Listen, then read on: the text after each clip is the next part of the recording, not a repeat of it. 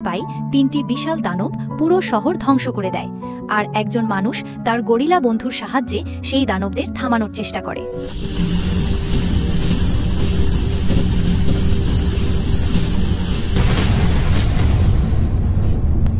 গল্পের শুরুতে দেখা যায় একটি স্পেস স্টেশনে গোপন পরীক্ষা চলছে। হঠাৎ এক প্রাণী ছুটে এসে পুরো স্টেশন ধ্বংস করে ফেলে।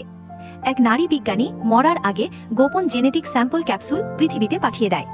এই ক্যাপসুলগুলোই পরবর্তীতে তিনটি প্রাণীকে দানবে পরিণত করে। এবার আসি ডেভিস ওকোয়ায় আর তার প্রিয় গরিলা জর্জের কাছে। জর্জ এক অ্যালবিনো গরিলা। তাদের বন্ধুত্বটা পরিবারের মতো গভীর। কিন্তু একদিন ক্যাপসুল পড়ে যায় জর্জের এলাকায়। জর্জের শরীরে অদ্ভুত পরিবর্তন শুরু হয়।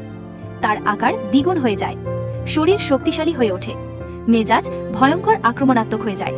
শুধু জর্জ নয়, অন্য এক জঙ্গলে এক নেকড়ে ক্যাপসুলে আক্রান্ত হয়ে ওঠে বিশাল দানব রাল্ফ।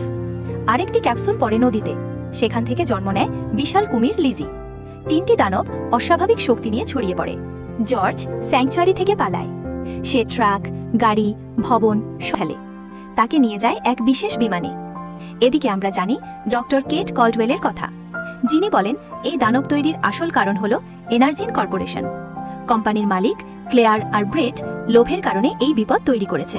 জর্জকে যখন বিমানে নিয়ে মাটিতে আছড়ে পড়ে, ডেভিস, কেট আর জর্জ কোনো মতে বেঁচে যায়। একদিকে ওয়াইডেন ভাইবোন একটা সিগন্যাল ছাড়ে, যে সিগন্যালের টানে জর্জ বিল্ডিং ভেঙে ফেলে, গাড়ি উল্টে দেয়। রাল্ফ আকাশে উড়ে বিল্ডিং এর ছাদে হামলা করে, আর লিজি পানির ভেতর থেকে উঠে এসে ব্রিজ ভেঙে ফেলে, পুরো ফেলে। শেষে জর্জ একটা বড় মুঠো দিয়ে রাল্ফের মাথা গুঁড়ো করে দেয়। এবার জর্জ আর লিকে গিলে খায়। ডেভিস তারপরই হেলিকপ্টারে উঠে লিজির অ্যাটেনশনটা অন্যদিকে সরিয়ে দেয়। মানুষজন স্বস্তি পায়। র্যাম্পেজ শুধু দানবের লড়াই নয়, এটা দেখায় লোভী মানুষের হাতে বিজ্ঞান কতটা ভয়ঙ্কর হতে পারে। কিন্তু একই সাথে এটা এক অদ্ভুত বন্ধুত্বের গল্প, যেখানে ডেভিস আর